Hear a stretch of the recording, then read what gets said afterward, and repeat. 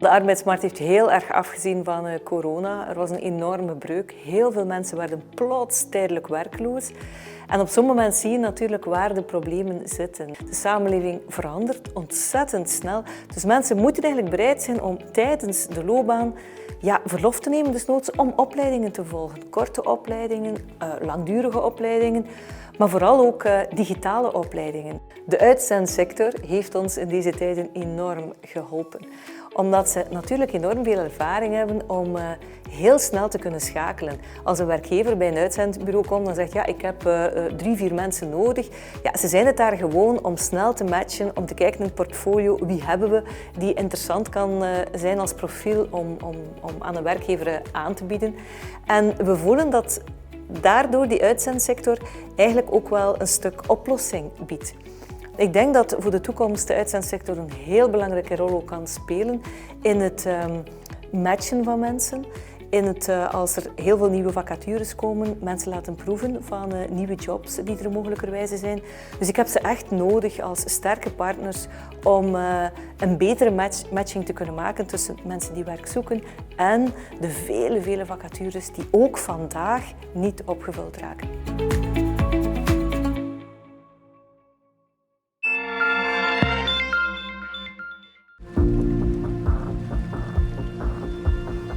Je m'appelle Catherine, j'ai 42 ans et je travaille depuis 23 ans comme hôtesse de l'air chez Brussels Airlines. Être hôtesse de l'air a toujours été pour moi un rêve de petite fille. J'ai toujours été passionnée par les avions depuis toute petite et par l'aviation. Et donc pour moi, c'était une évidence de me diriger dans cette formation d'hôtesse de l'air après mes études d'humanité. J'ai pu faire cette formation à l'école de la Sabena à l'époque et j'ai été engagée immédiatement après cette formation. Ce que j'aime beaucoup dans mon métier, c'est la variété parce que chaque vol est différent. On rencontre des collègues différents à chaque mission.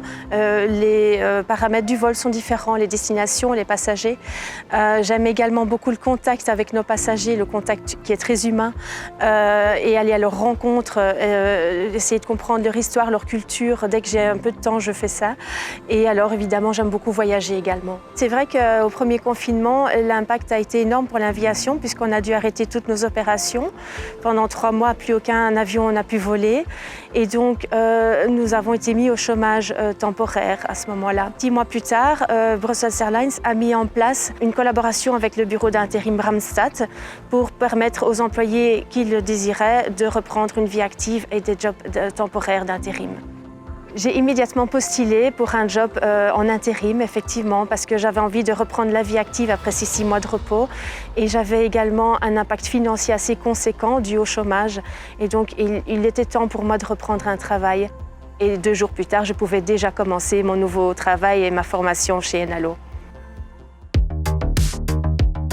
Chez Enalo, j'ai été engagée pour renforcer les équipes du centre d'appel de suivi pour le Covid-19 et je suis engagée en tant qu'agent d'appel également. Nous pouvons contacter les personnes qui sont positives au Covid-19, aux personnes qui ont un risque de contagion au Covid-19 ou les personnes qui reviennent de voyage.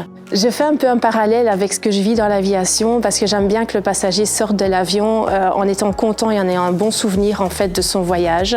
Et j'aime bien ici également, quand je termine l'appel, avoir le sentiment que la personne s'est sentie écoutée, s'est sentie aidée. C'est vraiment très satisfaisant quand les gens terminent l'appel en étant reconnaissants de ce qu'on leur apporte. C'est vraiment très enrichissant. J'ai beaucoup appris sur moi-même aussi en faisant ce travail-là parce que je pensais que j'étais une personne qui était faite pour le voyage, pour une vie avec un horaire irrégulier et en fait je me rends compte que cette vie-ci avec des horaires un peu plus classiques où je peux être là tous les soirs à la maison finalement me convient bien aussi, j'ai pu m'y adapter. Je suis assez confiante pour une reprise dans un futur de nos opérations chez Brussels Airlines. Je sais que Brussels Airlines a les compétences et les capacités pour rebondir face à cette crise. On l'a déjà fait dans le passé face à d'autres difficultés. Donc j'ai un regard assez positif sur l'avenir.